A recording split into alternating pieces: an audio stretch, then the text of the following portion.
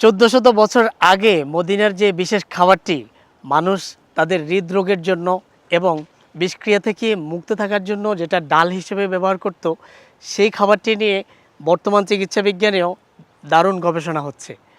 আর এই খাবারটির নাম হলো মদিনার সেই বিশেষ উপহার বরকতময় আজওয়া খেজুর।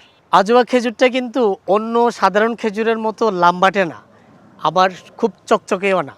এটি খুব ছোট, গোলাকার এবং কালো কুচকুচে টাইপের।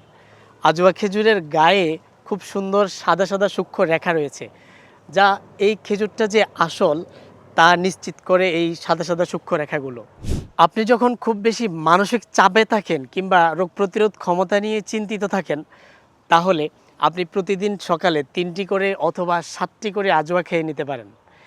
এই খেজুরের স্বাদ খুব বেশি রাজকীয়, অনেক বেশি মিষ্টি না, খুব স্নিগ্ধ একটা ভাব আছে।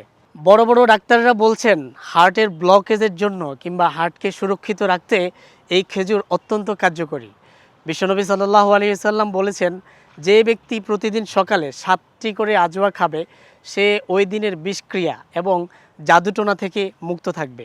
বর্তমান চিকিৎসা বিজ্ঞান গবেষণা করে পেয়েছে আজওয়া খেজুরের মধ্যে রয়েছে প্রচুর পরিমাণে carbohydrate, fibre, vitamin A, B, C এবং কে, যা রোগ প্রতিরোধ ক্ষমতা বৃদ্ধি করে, মস্তিষ্কের কার্যকারিতা বৃদ্ধি করে এবং গর্ভবতী মায়েদের জন্য দারুণ উপকারী হিসেবে কাজ করে।